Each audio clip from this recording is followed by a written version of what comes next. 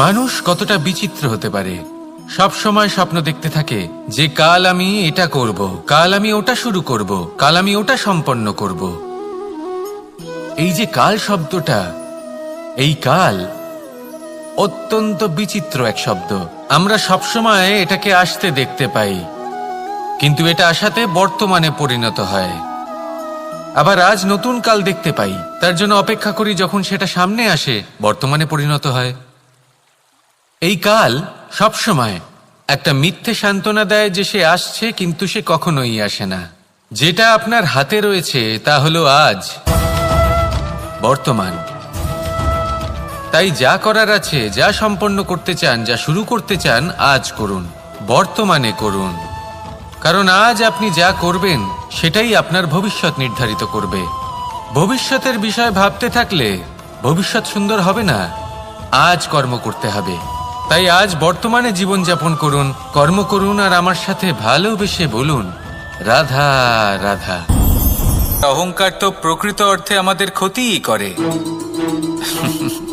2, কেউ যদি অপরাধ করেন, আপনার থেকে ক্ষমা না চান, তাহলে তাকে ক্ষমা করবেন না।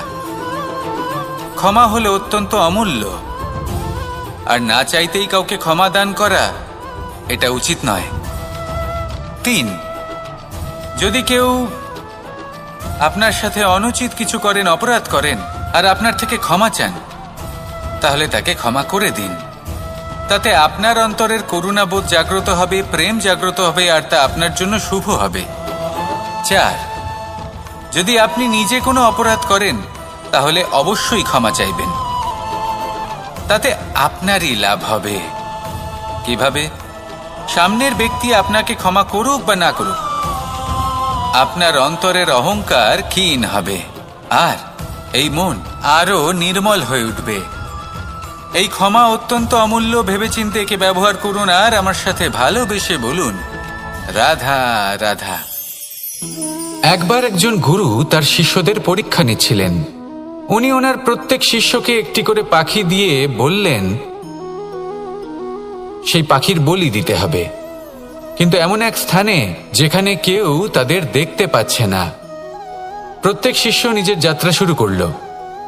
কেউ ঘন বনে প্রবেশ করল, কেউ অন্ধকার গুহায় প্রবেশ করল, কেউ দূরে কোনো পর্বতের শিখরে পৌঁছে গেল। যে মুহূর্তে দেখল তাদের কেউ দেখতে পাচ্ছে না, তারা সেই বলি দিতে চেষ্টা করল। যেই বলি দিতে গেল, সেই পাখি আলোর কিরণে পরিবর্তিত হলো এবং লুপ্ত হয়ে গেল। একজন শিষ্য ছিল যে আবার গুরুর কাছে ফিরে এলো। সে বলল, ক্ষমা করবেন গুরুদেব, কিন্তু আমি এমন কোনো স্থান পেলাম না যেখানে কেউ আমাকে দেখতে পাচ্ছে না। অন্য কেউ না দেখতে পেলেও আমি নিজে দেখতে পাচ্ছিলাম, আমার অন্তর্মন দেখতে পাচ্ছিল। সেই শিষ্য বুঝতে পেরেছিল যে পরমাত্মার দৃষ্টি সবসময় তাকে দেখতে পাচ্ছে, আর ও কখনো অনুচিত কর্ম করতে পারবে না। আর শুধুমাত্র এই কারণে সেই শিষ্যই সেই পরীক্ষায় উত্তীর্ণ হল। আসুন আর আমার সাথে ভালোবেসে বলুন, রাধা রাধা।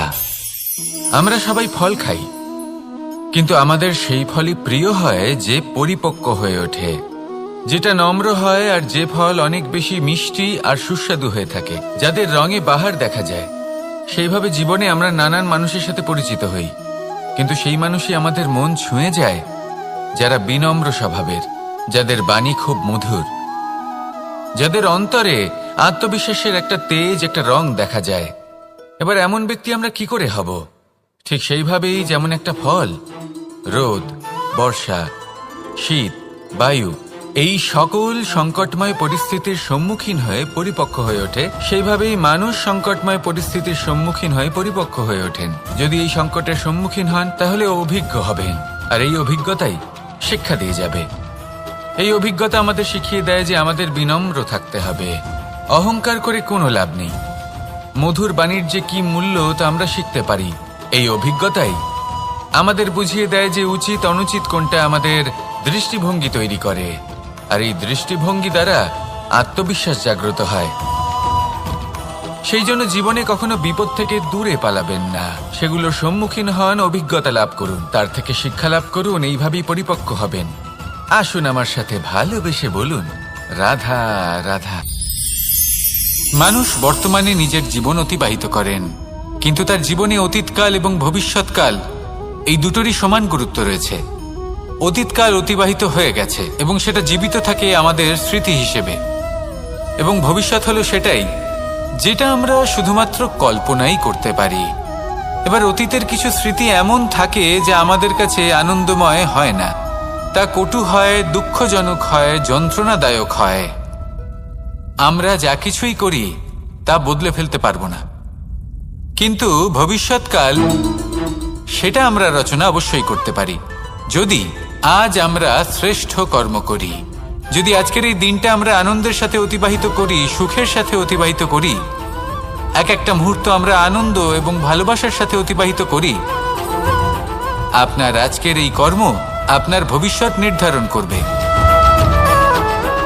আজ আপনি যেভাবে জীবন কাটাবেন তা ভবিষ্যতে গিয়ে অতীতকালে পরিণত হবে, আর তখন আপনি এমন স্মৃতি খুঁজে পাবেন যেখানে আপনি প্রত্যেকটি মুহূর্ত প্রেম এবং আনন্দের সাথে অতিবাহিত করেছেন, এবং সেই স্মৃতি মধুর হবে। তাহলে আজ শ্রেষ্ঠ এবং উচিত কর্ম করুন, আপনি নিশ্চিত রূপে একটি উজ্জ্বল, শুদ্ধ, পবিত্র এবং আনন্দময় ভবিষ্যৎ লাভ করবেন। আসুন আমার সাথে ভালোবেসে বলুন, রাধা রাধা। এই সংসারে অনেক অনেক এমন জ্ঞানী আছেন যারা নিজের সমস্ত জীবন জ্ঞান অর্জন করতে অতিবাহিত করেছেন। এই সংসারে এমন কোনো বেদ নেই, কোনো পুরাণ নেই, কোনো শাস্ত্র নেই, কোনো ভাষা নেই যা ওনারা জানেন না। এমন কোনো বিষয় নেই যা নিয়ে ওনারা কোনো বক্তব্য রাখতে পারবেন না। কিন্তু আমরা এই সকল জ্ঞানীকে কি ভালোবাসতে পারি? এনাদের সকলকে সম্মান করতে পারি না। কারণটা কি? দেখুন, বেদ পড়া একটি আলাদা বিষয়, বেদনা বুঝতে পারা অন্য ব্যাপার। এবং বেদনা বোঝার জন্য, সেই জ্ঞান লাভ করার জন্য আপনাকে মন থেকে করুণা এবং প্রেমের সঠিক অর্থ বুঝতে হবে। সামনের ব্যক্তির বেদনা বুঝতে হবে, তার যন্ত্রণাকে বুঝতে হবে। তারপর যে জ্ঞান আপনি অর্জন করেছেন বেদ থেকে, পুরাণ থেকে, শাস্ত্র থেকে, তা প্রয়োগ করে তার বেদনার নিবারণ করা, সেটা বেশি গুরুত্বপূর্ণ। সেই জন্য জীবনে শুধুমাত্র শাস্ত্র এবং বেদ পড়ে জ্ঞান অর্জন করতে সময় নষ্ট করবেন না। মন থেকে প্রেমের কি অর্থ সেই বিষয়ে জ্ঞান লাভ করার চেষ্টা করুন, করুণাও বুঝতে চেষ্টা করুন। একজন শ্রেষ্ঠ ব্যক্তি হয়ে উঠুন, আর আমার সাথে ভালোবেসে বলুন, রাধা রাধা।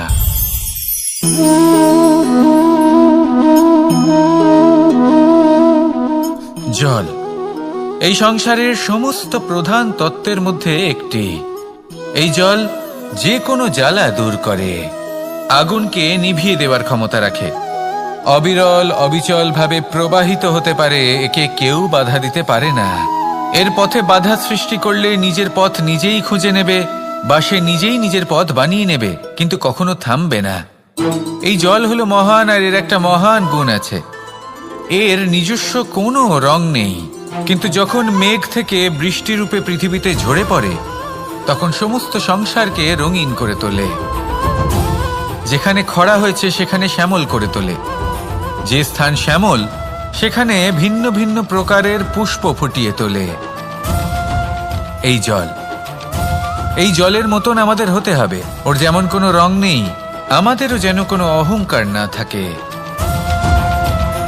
শুধু কর্মের এই ধারাতে বইতে থাকুন, এই সংসারের মঙ্গল করতে থাকুন, শ্রেষ্ঠ কর্ম করতে থাকুন। এই সংসারকে এটা বলার কোনো প্রয়োজন নেই যে আপনি কে। আপনি যদি কর্ম করতে থাকেন, তাহলে এই সংসার নিজে থেকেই আপনার মূল্য জানতে পারবে, আর তখন এই মন প্রসন্ন হয়ে বলবে, রাধা রাধা। বড়ই অদ্ভুত ব্যাপার। তা আমাদের জীবনের অনুভূতি এবং আমাদের জীবনের লক্ষ্য এগুলি সুনিশ্চিত করে। অর্থাৎ নেত্র দিয়ে দেখা যায় আমাদের এই মুখ, তা শুধুই এই কারণে প্রয়োজন যাতে সংসার আমাদের দেখতে পায়, আমাদের চিনতে পারে। কিন্তু যদি এই সংসারে আপনি প্রকৃত অর্থে মান সম্মান লাভ করতে চান, তাহলে নিজের অন্তরাত্মাকে আপনাকে বিকশিত করতেই হবে। দেখুন, কথায় আছে এই যে অসুর, তা শারীরিকভাবে উপস্থিত নয়, তা মনের মধ্যে থাকে। যদি এই মন থেকে অসুরকে বের করে দেওয়া যায়, তাহলে শরীরে তা উপস্থিত থাকবেই না। তাই মনকে শুদ্ধ করুন আর আমার সাথে ভালোবেসে বলুন, রাধা রাধা। মানুষ যখনই একে অপরের সামনে নিজেদের হৃদয়ের ভাবনা প্রকাশ করে, তখন এক অত্যন্ত প্রভাবশালী মাধ্যম তারা ব্যবহার করে, যাকে ভাষা বলা হয়। এবার আমি দেখেছি যে একজন মানুষ অনেকগুলো ভাষাতেই নিপুণ। আমি এটাও দেখেছি যে মানুষ অনেকগুলো ভাষায় কথা বলে, কখনো কখনো অনেক ভাষা মিলিত করে তার প্রয়োগ করে, উচিত প্রকারে তাকে ব্যবহার করে না, না সেটাকে সম্মান করে, আর না ভাষাকে শুদ্ধ রাখে। আর এটা হলো অনুচিত। যদি ভাষাকে শুদ্ধ রাখেন, তাহলে ভাষা আপনার চরিত্রকে শুদ্ধ রাখবে, তা আপনার একাগ্রতা বাড়িয়ে তুলবে। এই প্রত্যেক ধ্বনিকে অনুভব করে যদি আপনি শব্দের উচ্চারণ করেন, ভাষাকে প্রয়োগ করেন, তাহলে আপনিও আনন্দ পাবেন, আর যিনি শুনছেন সেই ব্যক্তির কানেও মধুর শব্দ বাজবে। তাই মনে রাখবেন, যে ব্যক্তি ভাষার পবিত্রতাকে সম্মান করে, তাকে সংসারও সম্মান করে। ভাষাকে শুদ্ধ এবং পবিত্র রাখুন, তাহলে ভাষা আপনার চরিত্রকেও শুদ্ধ এবং পবিত্র রাখবে। আর এই মন সুপ্রসন্ন হয়ে বলবে, রাধা রাধা। এ হলো রামায়ণের সময়কালের কথা। সেতু নির্মাণ করার কাজ চলছিল। সমস্ত বানর সেনা এই কাজে নিযুক্ত হয়েছিলেন। বড় বড় পাথর তুলে নিয়ে এই বানর সেনা সমুদ্রে ফেলছিলেন। এই কাজ চলছিল। এমন সময় ছোট্ট একটা কাঠবিড়ালি এলো। ছোট ছোট মাটির ডেলা হাতে নিয়ে সাগরের কাছে যাচ্ছিল, আর বড় বড় পাথরের পাশে রেখে দিচ্ছিল, যথাসম্ভব সেখানে রেখে আসছিল। সারা দিন ধরে সে এই পরিশ্রম করেই যাচ্ছিল। এবার শ্রীরাম তার এই কাজ দেখতে পেলেন। সেই ছোট্ট কাঠবিড়ালিটিকে নিজের হাতে তুলে নিলেন এবং অত্যন্ত ভালোবেসে তার পিঠে হাত বুলিয়ে দিলেন। কথায় আছে যে কাঠবিড়ালির পিঠে যে দাগ আছে, সেই 3টি দাগ এসেছে শ্রীরামচন্দ্রের 3 আঙুলের থেকে। যে কাজ আপনি করছেন তাতে সমস্ত শক্তি প্রয়োগ করুন। যতটা আপনার সামর্থ্য রয়েছে, যতটা আপনার প্রতিভা রয়েছে, সম্পূর্ণভাবে উৎসর্গ করে দিন। ঠিক এমনভাবে কর্ম করুন।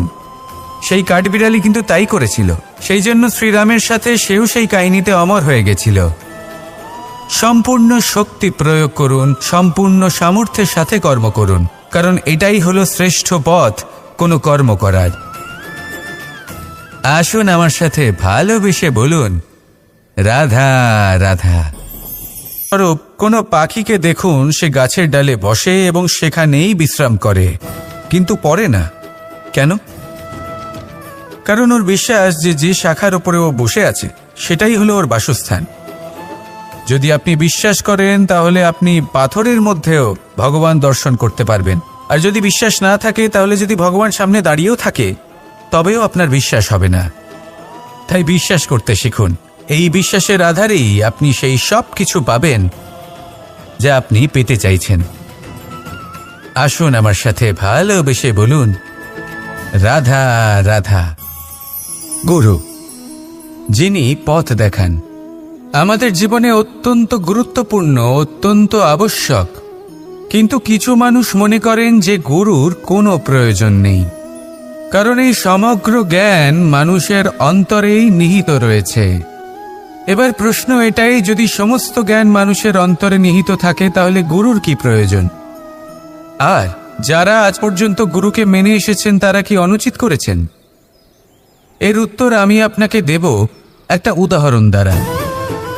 একটা কাঠ যা জ্বলনশীল, জ্বলনের ঊর্জা তার অন্তরে নিহিত রয়েছে, কিন্তু তার জ্বলনের জন্য বাইরে থেকে একটা অনুঘটকের প্রয়োজন হয়। এই অনুঘটকই হলেন আপনার গুরু। উত্তাপ, যা একটা কাঠকে জ্বালাতে পারে, সেই উত্তাপ হলো গুরুর প্রচেষ্টা।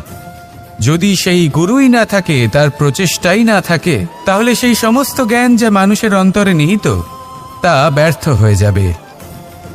যদি আপনার সাথে আপনার গুরু থাকেন, আপনার পথ প্রদর্শন করেন, আপনার অন্তরের জ্ঞানকে বাইরে নিয়ে আসতে পারেন, তাহলে তাকে সম্মান করুন আর আমার সাথে ভালোবেসে বলুন, রাধা রাধা। असतो मा सद्गमय, तमसो मा ज्योतिर्गमय, মৃত্যুর্মা মৃতঙ্গময়। জ্ঞান সেটাই যা অসত্য থেকে সত্যের পথে চালিত করে। প্রকাশ সেটাই যা অন্ধকার থেকে আলোর পথে নিয়ে আসে। জীবন সেটাই যা মৃত্যু থেকে অমরত্বের পথে নিয়ে যায়। এবার এই তিনটে, জ্ঞান, জীবন এবং প্রকাশ, একই রকম।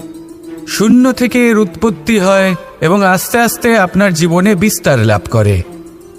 এবার আমরা এটাই ভাবি যে কেমন করে এই তিনটিকে আগলে রাখা যায়। এর উত্তর হলো, এদের আগলে রাখার প্রয়োজনই নেই, ভাগ করে দিতে হবে। কোনো বৃক্ষকেই দেখে নিন, একটি বৃক্ষ অনেক বছর ধরে বেঁচে থাকে। কেন? কারণ সে ভাগ করে দিতে জানে। সে নিজের বীজ ছড়িয়ে দেয়, এই ধরিত্রীতে দেয়, সেই বীজ যা অঙ্কুরিত হয়ে এক নতুন বৃক্ষকে জন্ম দেয়। শুধু ছড়িয়ে দিয়ে একটি বৃক্ষ জীবন দান করতে পারে।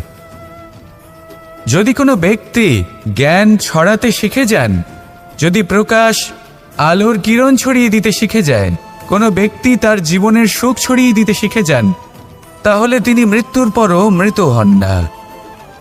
এই ভাগ করে দেওয়ার সুখটাই কিছুটা আলাদা। এই সুখ অনুভব করুন আর আমার সাথে ভালোবেসে বলুন, রাধা রাধা। যদি না থাকেন, তাহলে এই সংসারের অস্তিত্ব আপনার কাছে শূন্যের সমান, তাই না? আপনি না থাকলে এই সংসারও আপনার কাছে নেই। এবার সবাই বলবেন যে এ তো সত্যি কথা।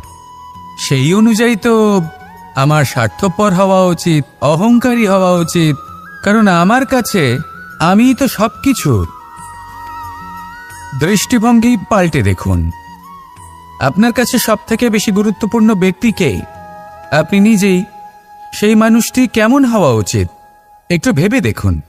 সবসময় সকলকে সাহায্য করুন, একসাথে মিলে পরিশ্রম করুন, সাহায্য করুন অন্যদেরকে। এটা অতি আবশ্যক। এবং তার থেকেও বেশি গুরুত্বপূর্ণ হলো এটাই যে আপনার মনে যেন কখনো এই বিষয়ে ভয় না থাকে যে আমি আমার প্রিয়জনদের, আমার কাছের মানুষগুলিকে হারিয়ে ফেলব। এই ভয় কখনোই মনের মধ্যে থাকা উচিত নয়। যদি ভয় থাকে তাহলে থাকুক এই বিষয়ে যে সকল মানুষ আমার জীবন থেকে, আমার থেকে দূরে চলে যাচ্ছেন, তাদের বাধা দিতে দিতে আমি যেন নিজেকেই না হারিয়ে ফেলি, নিজের অস্তিত্বকেই না হারিয়ে ফেলি, নিজের ব্যক্তিত্বকে, নিজের বিচারধারাকে, নিজের করুণার শক্তি না হারাই। তাহলে এই ভয় ত্যাগ করুন আর আমার সাথে ভালোবেসে বলুন, রাধা রাধা। এই ফল কি তা বলার কোনো প্রয়োজন নেই। এই ফল কতটা সুস্বাদু সেটাও বলার কোনো প্রয়োজন নেই। ধরুন এমন কোনো মানুষ আসলেন যিনি জানেন না এটা কোন ফল। তিনি এটা দেখে ভাববেন এ তো কাঁটার একটা গুচ্ছ মনে হচ্ছে, নিয়ে ফেলে দেবেন। সেখানে দ্বিতীয় কোনো ব্যক্তি যিনি বুঝদার, তিনি দেখবেন, ভাববেন যে প্রকৃতি এর গায়ে এত কাঁটা কেন দিয়েছে? অবশ্যই সুরক্ষার জন্য দিয়েছে, অর্থাৎ ভিতরে অবশ্যই অমূল্য কিছু রয়েছে।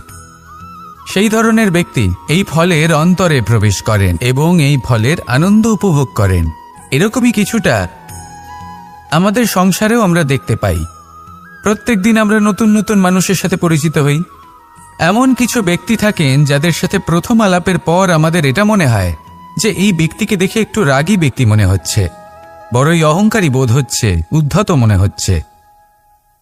বেশিরভাগ মানুষ প্রথম আলাপের পরে তাদের সাথে দূরত্ব বজায় রাখবেন। কিন্তু যিনি বুঝদার ব্যক্তি, তিনি ভাববেন যে এই ব্যক্তি এমন কেন করছেন।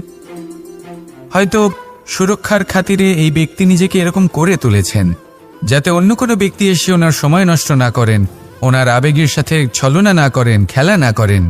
হয়তো অতীতে এমন কোনো ঘটনা ঘটেছে যার জন্য এই ব্যক্তি কিছুটা এরকম হয়ে গেছেন। এমনই একজন ব্যক্তি সেই ব্যক্তির মনের গভীর পর্যন্ত পৌঁছতে পারেন আর সেখান থেকে শুভ গুণগুলিকে বাইরে বের করে আনতে পারেন। এরকমই ব্যক্তি হয়ে উঠুন, এমন বুঝদার ব্যক্তি হয়ে উঠুন যিনি সামনের ব্যক্তির খারাপ গুণগুলিকে অবহেলা করে হৃদয়ের অন্তঃস্থল থেকে শুভ গুণগুলিকে প্রকাশিত করে এবং সেই ব্যক্তিকে দেখাতে পারে। এমন ব্যক্তি হয়ে উঠুন যিনি নিজের জীবনকেও সফল করে তোলেন এবং অন্যের জীবনকেও। আসুন আমার সাথে ভালোবেসে বলুন, রাধা রাধা। আমি জীবনে অনেক ভালো মানুষের সংস্পর্শে এসেছি। এমন ব্যক্তি যিনি আজীবন জ্ঞান লাভ করে থাকেন, পড়তেই থাকেন। ধরে নিন কোনো ব্যক্তি শিল্পকলার বিষয়ে অনেক বই পড়ে ফেলেছেন, কিন্তু কখনো শিল্পকর্মই করেননি। তাহলে সেই জ্ঞানের কি লাভ? কোনো লাভ নেই। এবার এটাই আমাদের জীবনে শেখা প্রয়োজন। আমরা জ্ঞান অর্জন করি কিন্তু তা যাপন করি না, তা কর্মজীবনে প্রয়োগ করি না। তাহলে এতে কি লাভ হবে? জ্ঞান আছেই সেই জন্য যাতে আমরা জীবনকে আরো শ্রেষ্ঠ করে তোলার জন্য তাকে প্রয়োগ করি। এই জ্ঞান এবং কর্মের একসাথে পথ চলাটাই আবশ্যক। তবেই এই জ্ঞান অভিজ্ঞতায় পরিণত হবে। আর অভিজ্ঞতা দ্বারা যে জ্ঞান লাভ হয় সেটাই সবথেকে বেশি গুরুত্বপূর্ণ, সেটাই হলো সবথেকে বেশি লাভদায়ক। সেই জন্য শুধু জ্ঞান অর্জন করবেন না, তাকে প্রয়োগ করুন, তাকে কর্মজীবনে প্রয়োগ করুন, জীবনকে আরো শ্রেষ্ঠ করে তুলুন। আর আমার সাথে ভালোবেসে বলুন, রাধা রাধা। বাহ, পুষ্পের সুবাস আমার খুব ভালো লাগে। অত্যন্ত সুন্দর হয় এই পুষ্প। এইভাবে চারিদিকে পুষ্প দেখে মন আনন্দিত হয়ে ওঠে। এবার আপনারা ভেবে দেখুন, আমার চারিদিকে পুষ্প নয়, আগুন আছে। তাহলে কি হবে? আমার শরীর কি জ্বলে যাবে না? অবশ্যই জ্বলবে। শরীরকে কি আগুনের তাপ সহ্য করতে হবে না? অবশ্যই সহ্য করতে হবে। এটাই হলো প্রকৃতির নিয়ম। এই নিয়ম কিন্তু আমরা সবাই জানি, কিন্তু আমাদের মধ্যে বেশিরভাগ মানুষ এই বিভ্রান্তি নিয়ে বাঁচি যে এই যে প্রকৃতির নিয়ম তা আমার উপর প্রযোজ্য নয়। তা কিন্তু নয়। আমাদের চতুর্দিকে এই যে নিসর্গ রয়েছে, আমরা তার কতটা ক্ষতি করি সেটা একবার ভেবে দেখুন। আমরা বনাঞ্চল জ্বালিয়ে দিই, বায়ু দূষিত করি, জল দূষিত করি, প্রাণীদের হত্যা আমরা করি। কেন? এই নিসর্গ আমরা নষ্ট করি, যদিও আমরা জানি যে আমরাও হলাম এই নিসর্গেরই অংশ। এবার দেখুন, শরীরের কোনো অংশে যদি আগুন ধরান, আস্তে আস্তে সমস্ত শরীরও জ্বলে যাবে। সেইভাবেই নিসর্গ যদি নষ্ট হয়ে যায়, তাহলে মনুষ্য জাতিও নষ্ট হয়ে যাবে। তাই এই যে নিসর্গ আপনি দেখছেন, এই পুষ্প, এই বৃক্ষ, বায়ু, জল, এদের সকলকে রক্ষা করুন, নষ্ট নয়। মনে রাখবেন, যদি নিসর্গ থাকে মানুষ থাকবে, যদি নিসর্গ থাকে তাহলেই জীবন থাকবে। আসুন আমার সাথে ভালোবেসে বলুন, রাধা রাধা। আজ আমরা দুই ধরনের ব্যক্তির বিষয়ে কথা বলবো। প্রথম জন হলেন যে প্রয়োজনের থেকে অনেক বেশি পরিমাণ ধন উপার্জন করে থাকেন। তার কাছে ততটা ধন থাকে যতটা তার প্রয়োজনও নেই, তারপরেও আরো ধন উপার্জন করতে চেষ্টা করতে থাকেন।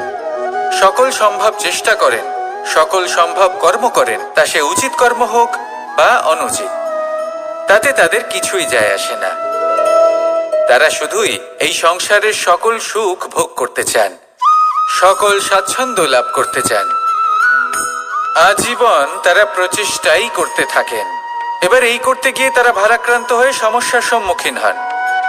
এনাদের সমগ্র জীবন এই চেষ্টাতেই চলে যায়, জীবন যাপন করার বদলে। অন্যদিকে আরেকজন ব্যক্তি যিনি জানেন তার প্রয়োজন কতটুকু, আর শুধুমাত্র সেই পরিমাণ ধন অর্জন করেন, তার থেকে বেশি একটুও নয়। উনি যদি দুবেলা খেতে পান, মাথা গোজার ঠাঁই পেয়ে যান, সেটাই পর্যাপ্ত। তাতেই তিনি আনন্দে জীবন যাপন করেন, না কোনো বৃথা চিন্তা করেন, না কোনো বৃথা কষ্ট করেন। এবার আমি আপনাদের জিজ্ঞেস করব, এই দুই ব্যক্তির মধ্যে আপনি কোন ব্যক্তি হতে চাইবেন? বেশিরভাগ মানুষ এটাই বলবেন যে আমরা সেই দ্বিতীয় মানুষ হতে চাই যারা সন্তুষ্ট।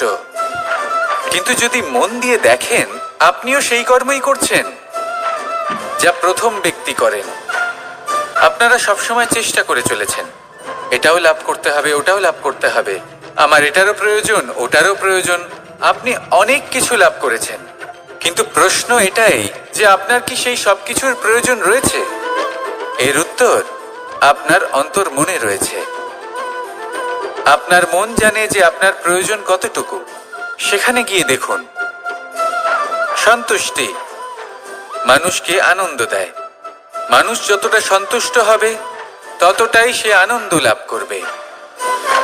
এবার আপনাকে এই সিদ্ধান্ত নিতে হবে যে আপনি কখন আর কোথায় সন্তুষ্টি লাভ করবেন, কত কিছু লাভ করার পরে সন্তুষ্ট হবেন। এই উত্তর আপনি মন থেকে পাবেন। এই সমাজের চাহিদায় জড়িয়ে নিজেকে বিভ্রান্ত করবেন না।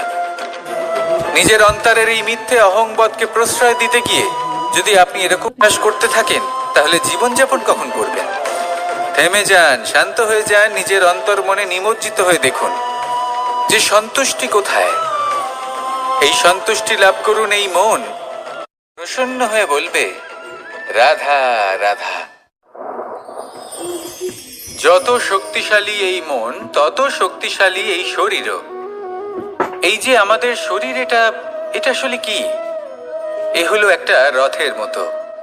আর একটা রথ ততক্ষণ চলতে পারবে না যতক্ষণ না তাকে কোনো সারথি চালাবে। এই মন হলো শরীরের সারথি। এবার ভাবুন, যদি এই সারথি শক্তিহীন হয়, দুর্বল হয়, তাহলে এই রথের কি হবে? এটা উচিত পথে চলতে পারবে না, উচিত গতিতে চলতে পারবে না, মন মতো স্থানে এটা পৌঁছতেও পারবে না। সেই জন্য মনের শক্তি অত্যন্ত প্রয়োজনীয়। এবার মনের শক্তি আমরা কোথা থেকে লাভ করি? দৃঢ়তার শক্তি থেকে। এবার এই শক্তি আমরা কিভাবে বাড়াতে পারি? আমরা প্রতিদিন কিছু নতুন স্থির করি, কিছু ছোট, কিছু বড়। আর যেই আমরা নতুন কিছু পূর্ণ করি, আমাদের মনের শক্তি বেড়ে যায়। আর যদি পূর্ণ না করতে পারি, মনের শক্তি কমে যায়। একটা দেওয়ালের মতো ছোট ছোট ছোট ছোট শিলা আমরা একটার পর একটা স্থাপন করে একটা দেওয়াল তৈরি করি। এতগুলো পাথর যখন একত্রিত হয়ে যায়, তখন এমন এক দেওয়াল তৈরি হয় যাকে ভাঙা প্রায় অসম্ভব হয়ে দাঁড়ায়। সেরকমই হয় মন এবং দৃঢ়তা। ছোট ছোট কাজ করে নিজের লক্ষ্য পূর্ণ করুন।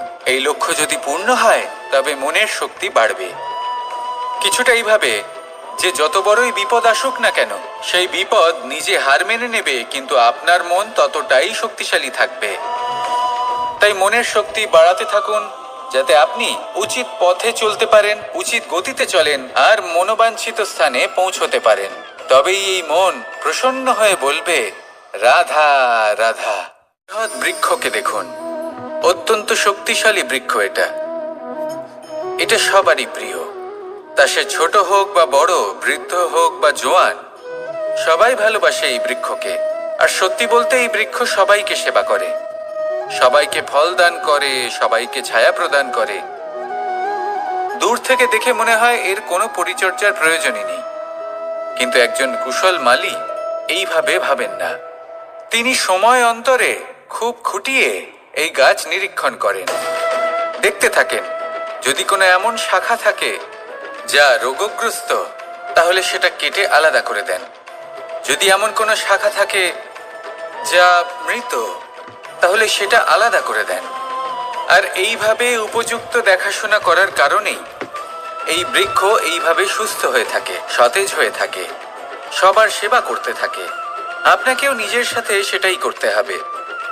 নিজের জন্য আপনাকে একজন কুশল মালী হয়ে উঠতে হবে। রক্ষা করতে হবে নিজের শরীরের, নিজের মনের। আপনার শরীর যদি রোগগ্রস্ত হয়ে পড়ে, তাহলে ওষুধ গ্রহণ করতে হবে। যদি এই মন কোনো এক কারণে বিচলিত হয়ে পড়ে, তাহলে তার থেকে নিজেকে মুক্ত করতে হবে। আপনি যদি নিজের যত্ন নেন, তবেই এই বৃক্ষের মতো হতে পারবেন। সেই বৃক্ষ যে সবারই প্রিয়, সবাইকেই সেবা করে। আসুন আমার সাথে ভালোবেসে বলুন, রাধা রাধা। ভোজনের দ্বারাই শরীর পুষ্টি লাভ করে। ছোটবেলা থেকে আজ পর্যন্ত যাই আপনার ভোজন হয়ে থাকুক, যাই আপনার আহার হয়ে থাকুক, সেই অনুসারেই আপনার শরীর গঠিত হয়েছে। এই ভোজন অত্যন্ত গুরুত্বপূর্ণ, সেই জন্য এর প্রত্যেক অংশকে বোঝা খুব আবশ্যক। প্রথম অংশ, যে আমরা কি গ্রহণ করছি, এই ভোজন কোন স্থান থেকে আসছে সেটা বুঝুন। দ্বিতীয় অংশ, ভোজন কে বানাচ্ছেন। এই ভোজন সর্বশ্রেষ্ঠ তখনই হয় যখন মাতার হাতে তৈরি করা ভোজন হয়। কিন্তু যদি মাতার তৈরি করা ভোজন আপনি প্রাপ্ত নাও করতে পারেন, তাহলে সেই ব্যক্তির ভোজন তৈরি করা উচিত যিনি সাত্ত্বিক। তৃতীয় অংশ, কোন স্থানে আপনি ভোজন গ্রহণ করছেন। যে স্থানে আপনি ভোজন গ্রহণ করছেন তা সাত্ত্বিক হওয়া উচিত। তাহলে অত্যন্ত গুরুত্বপূর্ণ। এবং চতুর্থ সবথেকে গুরুত্বপূর্ণ অংশ, তা হলো এই ভোজন আপনি যার দ্বারা প্রাপ্ত করেছেন, যেখান থেকে প্রাপ্ত করেছেন, যে স্থানে বসে আপনি ভোজন গ্রহণ করছেন তার প্রতি কৃতজ্ঞতা প্রকাশ করুন এবং ভোজন পূর্ণরূপে সমাপ্ত করুন। তবেই এই ভোজন আপনাকে সুখী জীবন দান করবে, সুস্থ শরীর দেবে, আর এই মন তা সুপ্রসন্ন হয়ে বলবে, রাধা রাধা। এই হলো বট গাছের একটা বীজ।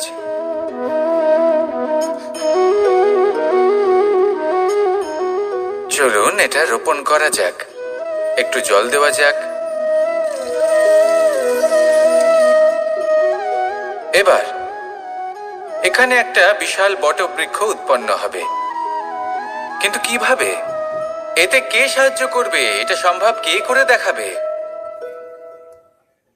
প্রকৃতি। আগে হ্যাঁ, এই সংসারে যা কিছু উৎপন্ন হয়, যা কিছু নষ্ট হয়, তার জন্য প্রকৃতি দায়ী হন।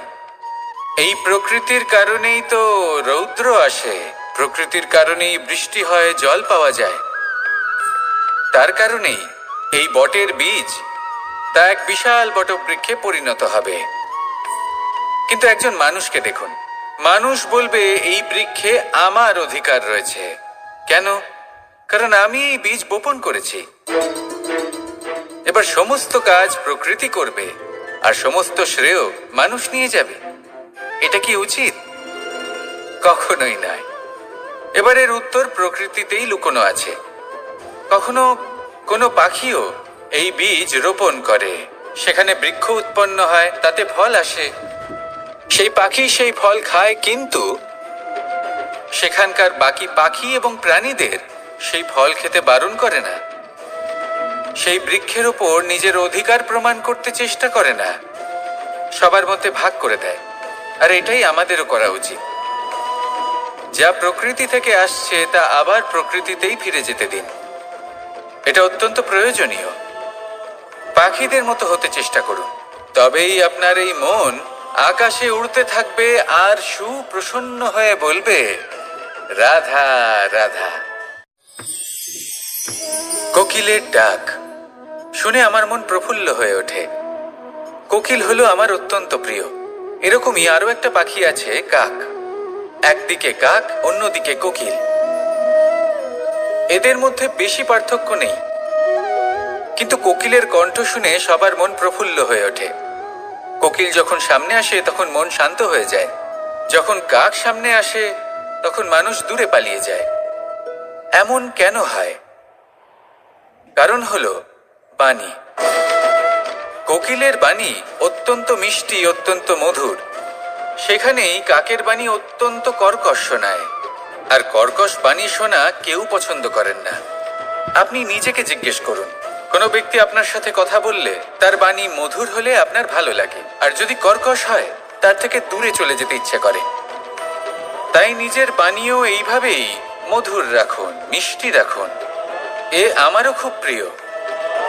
আর এটা তখন হয় যখন মনে প্রেম থাকে। মনের মধ্যে প্রেম জাগ্রত করুন, বাণী নিজে থেকেই মধুর হয়ে যাবে। আর কৃষ্ণ নিজে থেকে আপনার কাছে আসবে আর আপনার সাথে বলবে, কি রাধা রাধা। এটা হলো ধান গাছ। এর থেকে যে চাল উৎপন্ন হয় তা মানুষ গ্রহণ করেন। আর এটা কি? এ হলো জংলি ঘাস। একবার ভেবে দেখুন, যদি এই জংলি ঘাস ধান গাছের আশেপাশে থাকে তাহলে কি হবে? ধান উৎপন্ন হতে পারবে? তা উৎকৃষ্ট হতে পারবে? আমরা কি তা গ্রহণ করতে পারবো? কখনোই নয়। এই জংলি ঘাস ধানকে নষ্ট করে দেবে, কিন্তু নিজে জীবিত থাকবে। এটাই হলো আজকের শিক্ষা। এই সংসারে যদি আপনি নীতির পথে চলতে চান, উচিত কর্ম করতে চান, সংসারকে সেবা করতে চান, তাহলে জংলি ঘাসের মতো ব্যক্তিদের থেকে সবসময় দূরে থাকতে হবে। সেই ব্যক্তি যারা দুর্নীতি এবং মিথ্যা দ্বারা পরিপূর্ণ, যাদের ব্যবহার অশুভ, যাদের অনেক অশুভ গুণ রয়েছে, তারা সঠিক নয়। সেই সকল ব্যক্তি যাদের চরিত্র অত্যন্ত দুষ্ট হয়, তারা হয় শুভ চরিত্রের ব্যক্তিকে একদম নষ্ট করে দেয়, নয় নিজের মতো বানিয়ে তোলে। তাই যদি আপনি নীতির পথে চলতে চান, এই সংসারের জন্য শুভ কর্ম করতে চান, তাহলে সেই সঙ্গ লাভ করুন যে সঙ্গ জ্ঞানে পরিপূর্ণ, যাদের মধ্যে অনেক গুণ আছে, যাদের থেকে প্রতিদিন কিছু শিখতে পারবেন। এমন ব্যক্তির সাথে জীবন অতিবাহিত করুন। দুরাচারীদের থেকে দূরে থাকুন। তবেই এই মন প্রসন্ন হয়ে বলবে, রাধা রাধা। আমাদের গৃহে অনেক কক্ষ রয়েছে, কিন্তু এমন কি আছে যে একটাই থাকে? আমাদের গৃহের দ্বার। এমন কেন হয়? অনেক দ্বার তো থাকতেই পারে। ভেবে দেখুন, একটা বিশাল ভবন রয়েছে, তার চতুর্দিকে অনেক দ্বার আছে। ভালোই হবে, যাতায়াত করতে সুবিধা হবে, কিন্তু এমন আমরা কেন করি না? এবার আপনি বলবেন যে এটার উত্তর তো সহজ। যতগুলো দ্বার থাকবে ততজন দ্বারপালও থাকবে। কে কখন কোথা থেকে আসবে, কোথায় চলে যাবে, সেদিকে খেয়াল থাকবে না। চুরির সম্ভাবনাও বেড়ে যাবে। যাক, এই বিষয় অন্তত আপনি বোঝেন। সেই জন্য আপনার গৃহে একটাই দ্বার রয়েছে। কিন্তু আপনার মনের বিষয় কি জানেন? আপনার মনেও কি কোনো দ্বার আছে? নেই। তার মানে যে কোনো ব্যক্তি যেখান থেকে খুশি আসতে পারে, আর আপনার মনে যা খুশি প্রবেশ করিয়ে চলে যেতে পারে। কোনো বাধার সম্মুখীন না হয়ে কোনো ব্যক্তি আপনার মনে যা কিছু প্রবেশ করিয়ে চলে যাবে, তা সে আমাদের পক্ষে শুভ হোক, অশুভ হোক, বা যতই ঘাতক হোক না কেন। সেই ভাবনা হতে পারে বাসনাময়, ক্রোধে পরিপূর্ণ, মতভেদে পরিপূর্ণ, বিদ্বেষ বা অহংকারে পরিপূর্ণ, বা কোনো ব্যর্থ ভাবনা হতে পারে। বিশ্বের যে কোনো ভাবনা মনে এসে বসবাস করতে পারে। এবার মনে যা ভাবনা থাকবে, মন সেটাই অনুভব করবে। নেতিবাচক ভাবনা যদি মনে ঘর করে, মন সুখ অনুভব কি করে করবে? সেই জন্য আবশ্যক হলো মনের মাঝে ইতিবাচক সত্তার দ্বার গড়ে তোলা। অর্থাৎ কোনো ভাবনা যদি আসে এবং ইতিবাচক হয়, তাহলে তাকে মনে প্রবেশ করতে দিন। যদি তা আপনাকে আর্থিক, সামাজিক, পারিবারিক, আধ্যাত্মিক লাভ দেয়, তাহলে তাকে প্রবেশ করতে দিন। যদি না দেয়, যদি তা নেতিবাচক ভাবনা হয়, তাকে দ্বার থেকেই আবার ফিরিয়ে দিন। যত শুভ চিন্তায় থাকবে এই মন, ততই শুভ হবে আপনার জীবন। আর এই মন সুপ্রসন্ন হয়ে বলবে, রাধা রাধা। মানুষ ছোট হোক বা বড়, রাজা হোক বা দরিদ্র, সমস্ত মানুষের মধ্যে একটা সামঞ্জস্য থাকে। সমস্ত মানুষের কাছে তার প্রশংসা অত্যন্ত গুরুত্বপূর্ণ। সে খুবই প্রসন্ন হয় যদি আপনি তার প্রশংসা করেন। কিন্তু আপনি যদি তাকে এটা বলেন যে এটা তোমার ভুল ছিল, তোমার কিছু খামতি ছিল, তখন সেটা সে মানতে রাজিই থাকে না। সব মানুষ এটা শুনতে পছন্দ করে যে সে যেটা করেছে সেটাই সর্বোত্তম। এবার আমি আপনাকে একটা কথা বলি। এই হলো নিন্দা, এই হলো প্রশংসা, আর এই হলো সত্য, যা সবার থেকে উচ্চস্থানীয়। সেই জন্য মানুষ আয়না দেখে। আয়না তাকে তার সৌন্দর্য দেখায় না, তাকে দেখায় যা সত্য, যাতে মানুষ আরো সুন্দর হওয়ার চেষ্টা করতে থাকে। তাই আয়না অত্যন্ত গুরুত্বপূর্ণ সত্যকে জানার জন্য। জীবনে নিন্দুকের মাহাত্ম্য প্রশংসকের মাহাত্ম্যের থেকে অনেক বেশি। কেন? কারণ তারা আপনাকে আপনার খামতি দেখায়, আপনার ভুলগুলো বুঝিয়ে দেয়, আপনাকে একটা সুযোগ দেয় নিজেকে শুধরে নিতে। নিজেকে আরো শ্রেষ্ঠ করে তুলতে, যা প্রশংসক করতে পারে না। তাই জীবনে যদি কখনো নিন্দা করা হয়, তাকে ভালোবেসে গ্রহণ করুন, ধন্যাত্মক রূপে গ্রহণ করুন। যদি নিজেকে কোনো শিক্ষা দেওয়া সম্ভব হয় তাহলে অবশ্যই দিন। দেখবেন মন প্রসন্ন হয়ে বলবে, রাধা রাধা। জীবনে কখনো সাফল্য আসে, আবার কখনো অসফলতা, কখনো আশা পাওয়া যায়, কখনো নিরাশা, কখনো জয় লাভ করি, আবার কখনো পরাজয়। এর পেছনের কারণটা জানা অত্যন্ত প্রয়োজনীয়। যদি আমি পরাজয়ের কথা বলি, যখনই আমরা পরাজয় লাভ করি আমরা ভাবতে থাকি যে এমন কেন হলো? আমাদের শত্রু কি বেশি শক্তিশালী ছিল, নাকি আমাদের নীতিতে কোনো খামতি ছিল? এই সমস্ত কারণের পেছনে খুব বড় একটা কারণ থাকে, আর সেই কারণ আমাদের অন্তরে সুপ্ত থাকে। ধরে নিন একটা পথ, তাতে আপনি চলছেন, সেই পথ কাঁটায় পরিপূর্ণ, কিন্তু আপনি পাদুকা পরে রয়েছেন আর আপনি হেঁটে সামনে এগিয়ে যান। এবার এমন একটা পথ এলো যা পুষ্পে ঢাকা, আর আপনি পাদুকা পরে রয়েছেন, কিন্তু আপনার পাদুকাতে একটা পাথর আটকে গেল। তখন দু পা হাঁটাও খুব কঠিন হয়ে পড়ে। এই সংসারের যে কোনো শক্তি আপনাকে পরাস্ত করার পূর্বে আপনি জানেন কে আপনাকে পরাস্ত করতে পারে?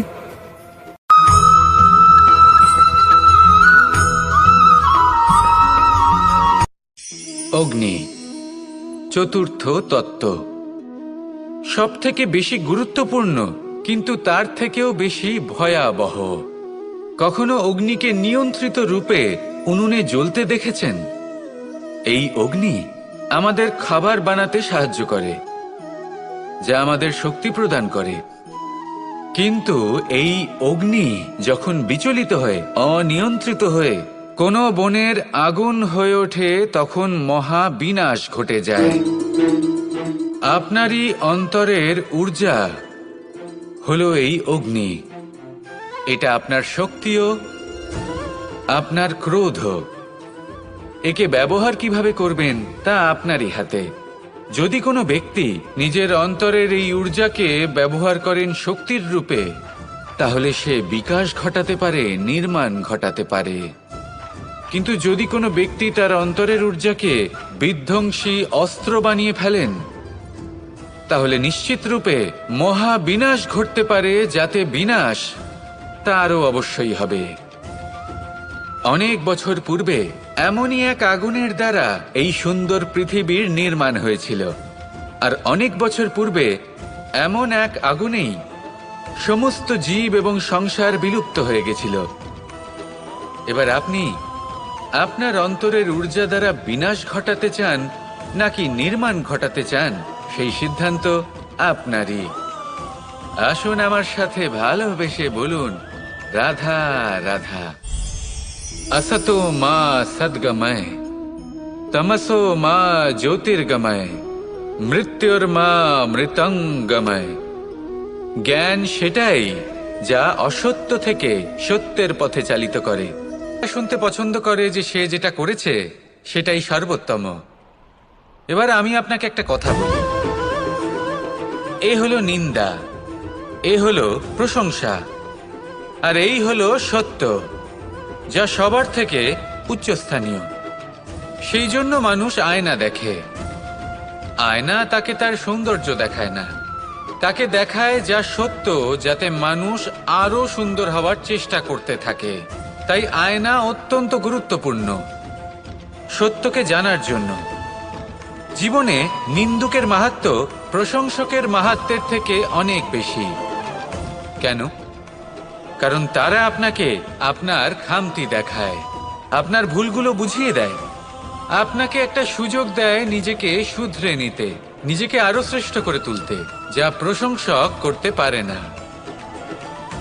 তাই জীবনে যদি কখনো নিন্দা করা হয়, তাকে ভালোবেসে গ্রহণ করুন, ধন্যাত্মক রূপে গ্রহণ করুন। যদি নিজেকে কোনো শিক্ষা দেওয়া সম্ভব হয় তাহলে অবশ্যই দিন। দেখবেন মন প্রসন্ন হয়ে বলবে, রাধা রাধা। পুরুষার্থ। শাস্ত্রে 4 ধরনের পুরুষার্থের কথা বলা হয়েছে। প্রথম হলো ধর্ম। আপনি কি জানেন এই ধর্ম আসলে কি? আপনার কি মনে হয় ধর্ম আসলে কি? কোনো বিশেষ ঈশ্বরকে মানাই কি ধর্ম বলা হয়, নাকি কোনো বিশেষ রীতি পালন করাই হলো ধর্ম, নাকি কোনো বিশেষ সাহিত্যকে সর্বশ্রেষ্ঠ মনে করাই হলো ধর্ম? না, ধর্ম হলো সেটা যাকে ধারণ করা যেতে পারে, আর ধারণ শুধু সেটাই করা যায় যা পবিত্র। পবিত্র শুধু তাকেই বলা হয় যা নিঃস্বার্থ, যার মধ্যে শাসন করার কোনো ইচ্ছে নেই, যা সরলভাবেই প্রবাহমান, জল এবং বায়ুর মতো। যখন কোনো ব্যক্তি ধর্মকে ধারণ করেন এবং সেই ধর্ম সেই ব্যক্তিকে রক্ষা করে, তখন তাকে ধর্ম বলা হয়। ধর্ম যা রক্ষা করে অহংকার থেকে, খারাপ চিন্তার হাত থেকে। সেই জন্য পুরুষার্থ গড়ে তোলার আগে, ধর্ম পালন করার আগে ধর্মের প্রকৃত অর্থ কি সেটা বুঝে নিন। এটা জেনে রাখুন যে সমস্ত ধর্মের আধার, সমস্ত ধর্মের ভিত শুধুমাত্র ভালোবাসা। আসুন আর এই ভালোবাসার সাথেই বলুন, রাধা রাধা। মানুষ ছোট হোক বা বড়, রাজা হোক বা দরিদ্র, সমস্ত মানুষের মধ্যে একটা সামঞ্জস্য থাকে। সমস্ত মানুষের কাছে তার প্রশংসা অত্যন্ত গুরুত্বপূর্ণ। সে খুবই প্রসন্ন হয় যদি আপনি তার প্রশংসা করেন, কিন্তু আপনি যদি তাকে এটা বলেন যে এটা তোমার ভুল ছিল, তোমার কিছু খামতি ছিল, তখন সেটা সে মানতে রাজিই থাকে না। সব মানুষ এটা শুনতে পছন্দ করে যে সে যেটা করেছে সেটাই সর্বোত্তম। এবার আমি আপনাকে একটা কথা বলি, এ হলো নিন্দা, এ হলো প্রশংসা, আর এই হলো সত্য, যা সবার থেকে উচ্চস্থানীয়। সেই জন্য মানুষ আয়না দেখে। আয়না তাকে তার সৌন্দর্য দেখায় না, তাকে দেখায় যা সত্য, যাতে মানুষ আরো সুন্দর হওয়ার চেষ্টা করতে থাকে। তাই আয়না অত্যন্ত গুরুত্বপূর্ণ সত্যকে জানার জন্য। জীবনে নিন্দুকের মাহাত্ম্য প্রশংসকের মাহাত্ম্যের থেকে অনেক বেশি। কেন? কারণ তারা আপনাকে আপনার খামতি দেখায়, আপনার ভুলগুলো বুঝিয়ে দেয়, আপনাকে একটা সুযোগ দেয় নিজেকে শুধরে নিতে, নিজেকে আরো শ্রেষ্ঠ করে তুলতে, যা প্রশংসক করতে পারে না। তাই জীবনে যদি কখনো নিন্দা করা হয়, তাকে ভালোবেসে গ্রহণ করুন, ধন্যাত্মক রূপে গ্রহণ করুন। যদি নিজেকে কোনো শিক্ষা দেওয়া সম্ভব হয় তাহলে অবশ্যই দিন। দেখবেন মন প্রসন্ন হয়ে বলবে, রাধা রাধা। জীবনে কখনো সাফল্য আসে, আবার কখনো অসফলতা, কখনো আশা পাওয়া যায়, কখনো নিরাশা, কখনো জয় লাভ করি, আবার কখনো পরাজয়। এর পেছনের কারণটা জানা অত্যন্ত প্রয়োজনীয়। যদি আমি পরাজয়ের কথা বলি, যখনই আমরা পরাজয় লাভ করি আমরা ভাবতে থাকি যে এমন কেন হলো? আমাদের শত্রু কি বেশি শক্তিশালী ছিল, নাকি আমাদের নীতিতে কোনো খামতি ছিল? এই সমস্ত কারণের পেছনে খুব বড় একটা কারণ থাকে, আর সেই কারণ আমাদের অন্তরে সুপ্ত থাকে। ধরে নিন একটা পথ, তাতে আপনি চলছেন, সেই পথ কাঁটায় পরিপূর্ণ, কিন্তু আপনি পাদুকা পরে রয়েছেন আর আপনি হেঁটে সামনে এগিয়ে যান। এবার এমন একটা পথ এলো যা পুষ্পে ঢাকা, আর আপনি পাদুকা পরে রয়েছেন, কিন্তু আপনার পাদুকাতে একটা পাথর আটকে গেল। তখন দু পা হাঁটাও খুব কঠিন হয়ে পড়ে। এই সংসারের যে কোনো শক্তি আপনাকে পরাস্ত করার পূর্বে আপনি জানেন কি আপনাকে পরাস্ত করতে পারে? আপনার অন্তরের দুর্বলতা, আপনার অন্তরের সেই সুপ্ত শত্রু। আর সেই জন্য ইতিবাচক মনোভাব গুরুত্বপূর্ণ হয়ে পড়ে। ভালো মানুষদের সাথে থাকুন, সৎসঙ্গে থাকুন, বন্ধুত্ব করুন, ভালোবাসুন। এই ভালোবাসা এত শক্তিশালী এক অস্ত্র যাকে ব্রহ্মাস্ত্রও পরাস্ত করতে পারে না। এই সমস্যারূপী পাথর কিছুই নয়। আসুন আমার সাথে ভালোবেসে বলুন, রাধা রাধা। মানুষের দুটো রূপ রয়েছে। এক, আমাদের এই মুখ, যা শুধুই চোখে দেখা যায়, আর দ্বিতীয় আমাদের এই মন, যা শুধুমাত্র অন্তরাত্মা দ্বারা দেখা যায়। এবার আমাদের এই মুখ, তা ঈশ্বর সকলকেই আগে থেকেই প্রদান করেছেন, কিন্তু এই মন, এই মন কেমন হবে তা আমাদের জীবনের অনুভূতি এবং আমাদের জীবনের লক্ষ্য এগুলি সুনিশ্চিত করে। অর্থাৎ নেত্র দিয়ে দেখা যায় আমাদের এই মুখ, তা শুধুই এই কারণে প্রয়োজন যাতে সংসার আমাদের দেখতে পায়, আমাদের চিনতে পারে। কিন্তু যদি এই সংসারে আপনি প্রকৃত অর্থে মান সম্মান লাভ করতে চান, তাহলে নিজের অন্তরাত্মাকে আপনাকে বিকশিত করতেই হবে। দেখুন, কথায় আছে এই যে অসুর, তা শারীরিকভাবে উপস্থিত নয়, তা মনের মধ্যে থাকে। যদি এই মন থেকে অসুরকে বের করে দেওয়া যায়, তাহলে শরীরে তা উপস্থিত থাকবেই না। তাই মনকে শুদ্ধ করুন আর আমার সাথে ভালোবেসে বলুন, রাধা রাধা।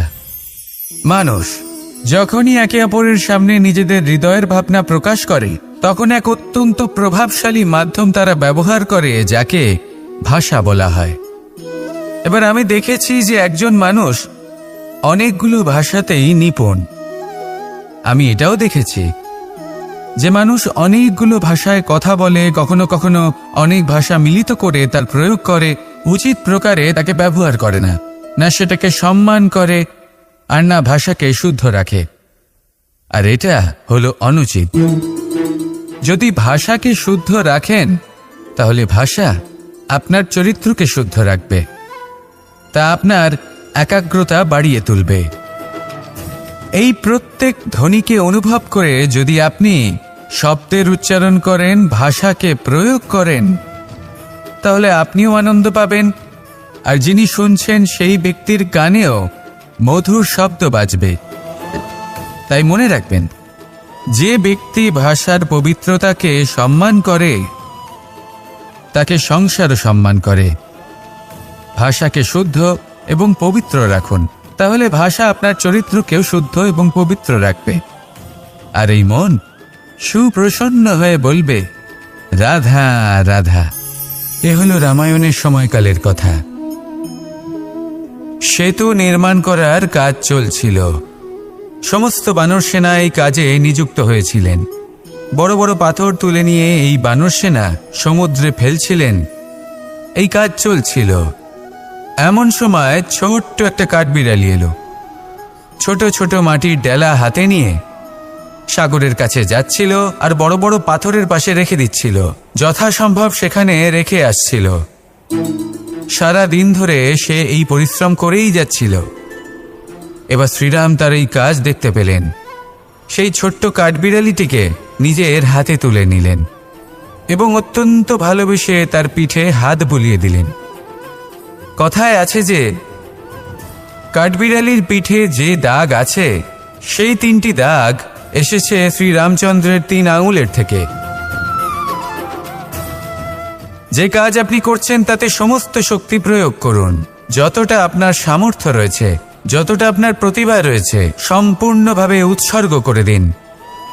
ঠিক এমনভাবে কর্ম করুন। সেই কাঠবিড়ালি কিন্তু তাই করেছিল। সেই জন্য শ্রীরামের সাথে সেও সেই কাহিনীতে অমর হয়ে গেছিল। সম্পূর্ণ শক্তি প্রয়োগ করুন, সম্পূর্ণ সামর্থ্যের সাথে কর্ম করুন, কারণ এটাই হলো শ্রেষ্ঠ পথ কোনো কর্ম করার। আসুন আমার সাথে ভালোবেসে বলুন, রাধা রাধা। এই সংসারে যখন সাফল্যের পথে আপনি অগ্রসর হবেন, তখন আপনার পরিশ্রম, একাগ্রতা, সাহসের সাথে সাথে সমাজের মানসিকতাও সহ্য করতে হবে। এই আমরা ভয়ভীত হয়ে পড়ি, সেই কারণে নিজেদের আশা, নিজেদের বিশ্বাস হারিয়ে ফেলি। এবার যদি সেই নিন্দার ভয়ে আমরা লক্ষ্যচ্যুত হই, তাহলে সেটা অনুচিত। সেই জন্য জীবনে শুধু পরিশ্রম করতে থাকুন, সামনে এগোতে থাকুন। যেই দিন আপনি আপনার লক্ষ্য লাভ করবেন, সেই প্রত্যেক ব্যক্তি যারা নিন্দা করছিলেন, তাদের দৃষ্টি আপনা থেকেই পাল্টে যাবে, ঠিক কিনা? এই সংসারকে যা প্রাণ চায় তাই বলতে দিন।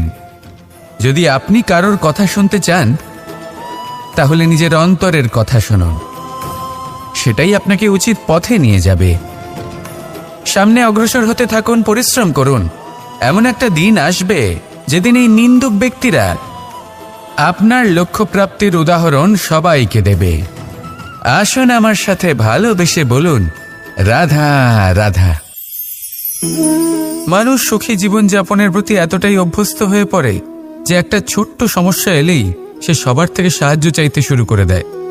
সে সাহায্য লাভও করে এবং সেই সংকট থেকে সে বেরিয়েও আসে। কিন্তু এই সাহায্য কিছু মুহূর্তের, আর কিছু মুহূর্তের হলো এই দুঃখ।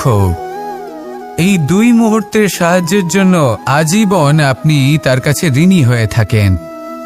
আর মানবিকতার খাতিরে আপনার মনে কৃতজ্ঞতা জেগে ওঠে, আর সেই কৃতজ্ঞতা বোধ হলো যে আপনি কখনো সেই ব্যক্তিকে ছাপিয়ে যেতেই পারবেন না। সেই জন্য জীবনে সবসময় চেষ্টা করবেন নিজেকে প্রস্তুত রাখতে সেই সব সমস্যার জন্য, সেই সব বাধার জন্য যেগুলো আপনার জীবনে আসতে পারে। ততক্ষণ সাহায্য চাইবেন না যতক্ষণ না অন্য কোনো পথ না থাকছে। সাহায্য চাওয়া অনুচিত নয়, কিন্তু সাহায্য চাইলে এবং সাহায্য পেলে আপনি আজীবন কৃতজ্ঞ এবং ঋণী হয়ে থাকবেন। আর তারপর একদিন আপনি পরিবর্তন দেখতে পাবেন যে কিভাবে আপনি ছোট ছোট সমস্যার জন্য সাহায্য না চেয়ে বড় বড় সমস্যার সম্মুখীন হতে প্রস্তুত হয়ে গেছেন। এটাই হলো সংসারের নীতি। এটাই পালন করুন আর আমার সাথে ভালোবেসে বলুন, রাধা রাধা। এমন অনেক মানুষ আছেন যারা আমাকে ভগবানের পরিভাষা জানতে চান, যে ভগবান আসলে কি, তিনি কেমন। এবার দেখুন, ভগবান হোক বা আপনার স্বপ্ন হোক বা আপনার লক্ষ্য হোক না কেন, সেই লক্ষ্য তখনই পূর্ণ হয়, তখনই তাকে লাভ করা সম্ভব যখন আপনার দৃষ্টিভঙ্গি মঙ্গলময় হয়, যখন আপনি নিজে মনে করবেন যে আমি যেটা পেতে চাইছি তা শুভ। উদাহরণস্বরূপ, কোনো পাখিকে দেখুন, সে গাছের ডালে বসে এবং সেখানেই বিশ্রাম করে, কিন্তু পড়ে না। কেন? কারণ ওর বিশ্বাস যে যে শাখার উপরে ও বসে আছে সেটাই হলো ওর বাসস্থান। যদি আপনি বিশ্বাস করেন তাহলে আপনি পাথরের মধ্যেও ভগবান দর্শন করতে পারবেন। আর যদি বিশ্বাস না থাকে, তাহলে যদি ভগবান সামনে দাঁড়িয়েও থাকে তবেও আপনার বিশ্বাস হবে না। তাই বিশ্বাস করতে শিখুন। এই বিশ্বাসের আধারেই আপনি সেই সব কিছু পাবেন যা আপনি পেতে চাইছেন। আসুন আমার সাথে ভালোবেসে বলুন, রাধা রাধা। গুরু, যিনি পথ দেখান, আমাদের জীবনে অত্যন্ত গুরুত্বপূর্ণ, অত্যন্ত আবশ্যক। কিন্তু কিছু মানুষ মনে করেন যে গুরুর কোনো প্রয়োজন নেই, কারণ এই সমগ্র জ্ঞান মানুষের অন্তরেই নিহিত রয়েছে। এবার প্রশ্ন এটাই, যদি সমস্ত জ্ঞান মানুষের অন্তরে নিহিত থাকে তাহলে গুরুর কি প্রয়োজন? আর যারা আজ পর্যন্ত গুরুকে মেনে এসেছেন তারা কি অনুচিত করেছেন? এর উত্তর আমি আপনাকে দেব একটা উদাহরণ দ্বারা। একটা কাঠ যা জ্বলনশীল, জ্বলনের ঊর্জা তার অন্তরে নিহিত রয়েছে, কিন্তু তার জ্বলনের জন্য বাইরে থেকে একটা অনুঘটকের প্রয়োজন হয়। এই অনুঘটকই হলেন আপনার গুরু। উত্তাপ যা একটা কাঠকে জ্বালাতে পারে, সেই উত্তাপ হলো গুরুর প্রচেষ্টা।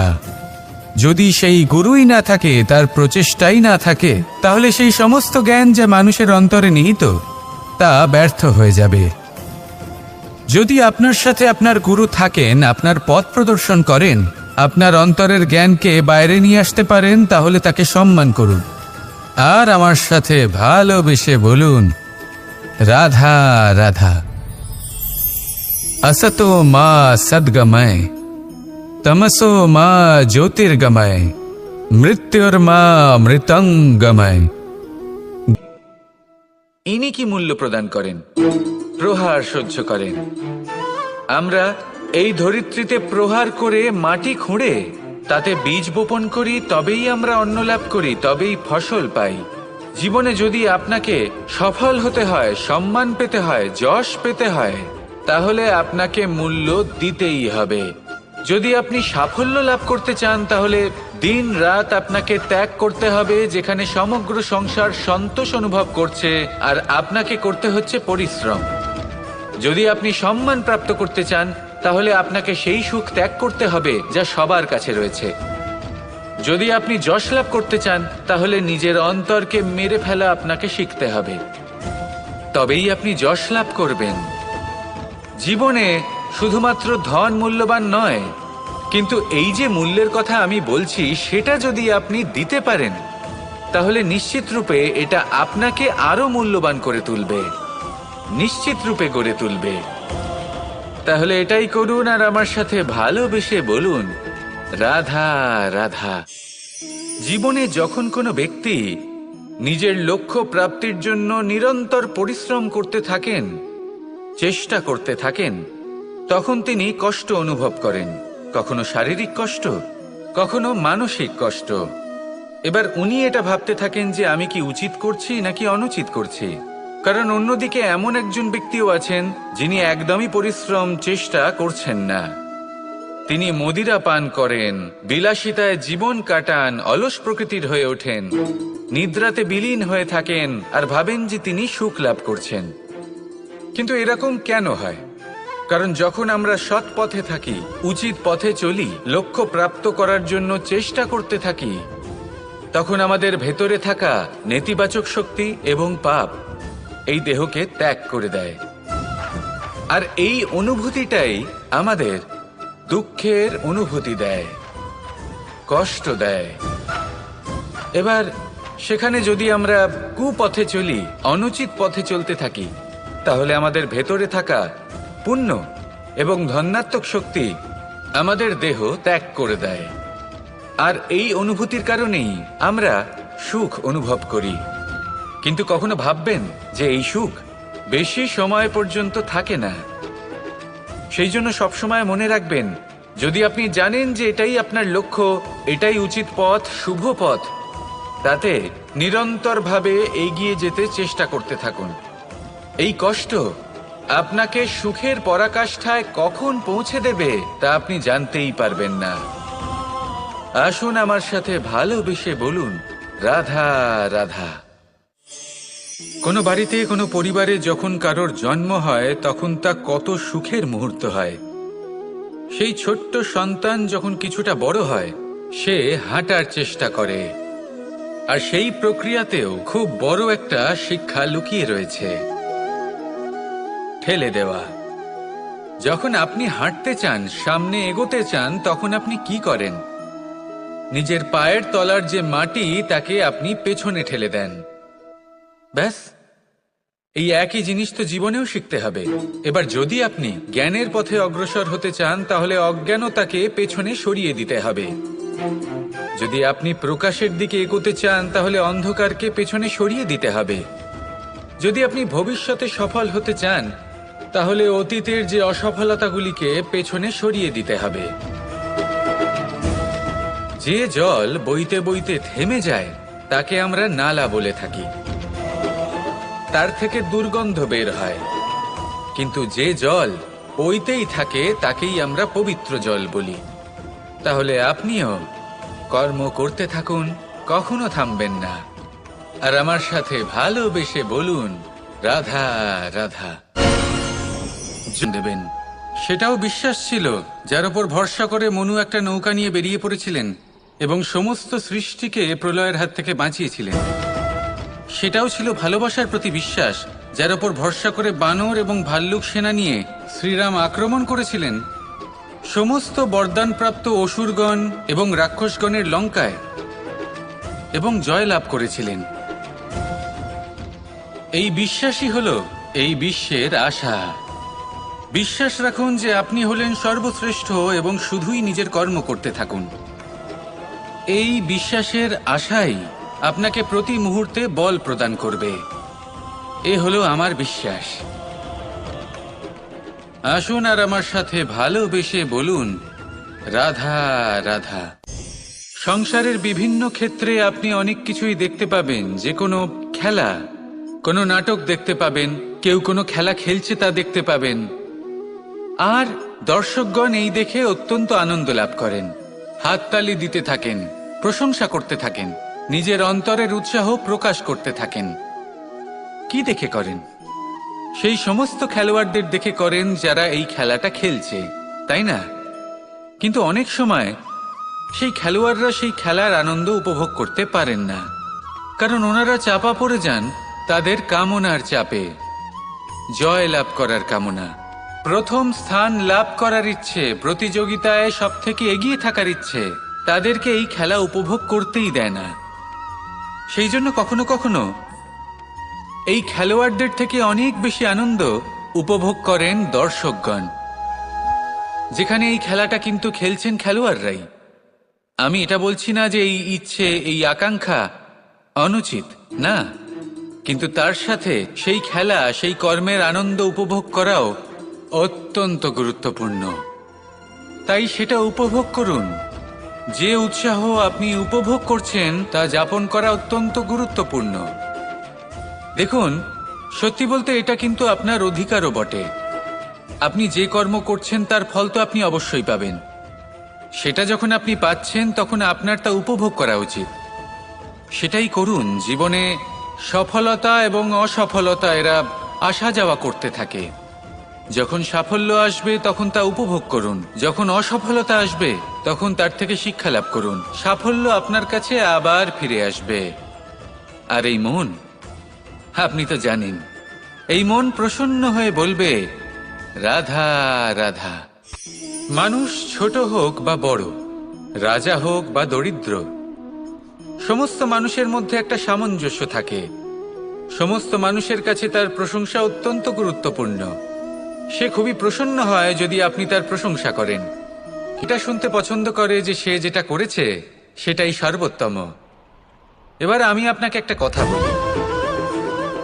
এ হলো নিন্দা, এ হলো প্রশংসা, আর এই হলো সত্য, যা সবার থেকে উচ্চস্থানীয়।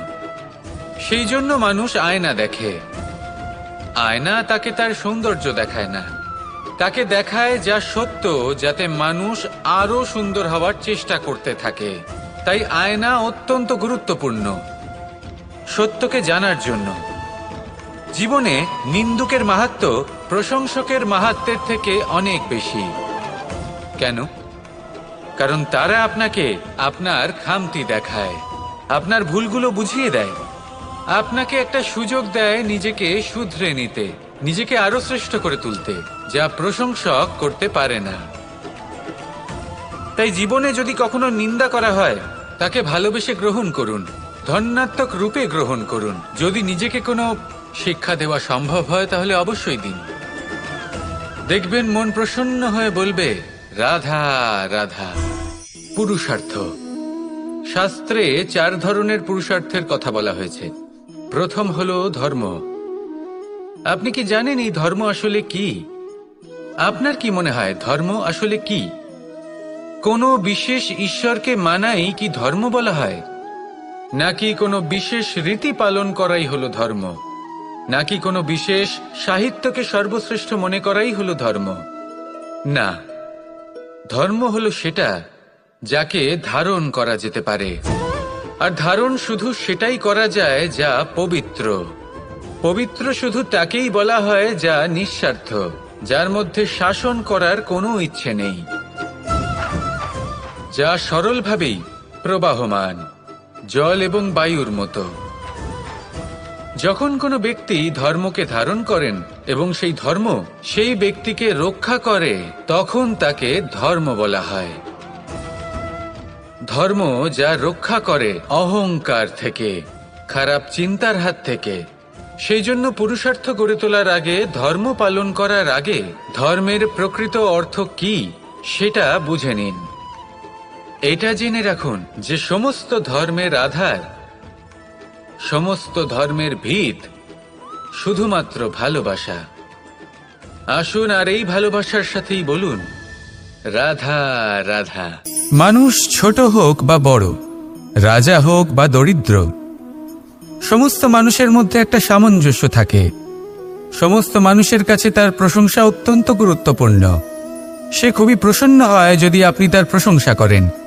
কিন্তু আপনি যদি তাকে এটা বলেন যে এটা তোমার ভুল ছিল, তোমার কিছু খামতি ছিল, তখন সেটা সে মানতে রাজিই থাকে না। সব মানুষ এটা শুনতে পছন্দ করে যে সে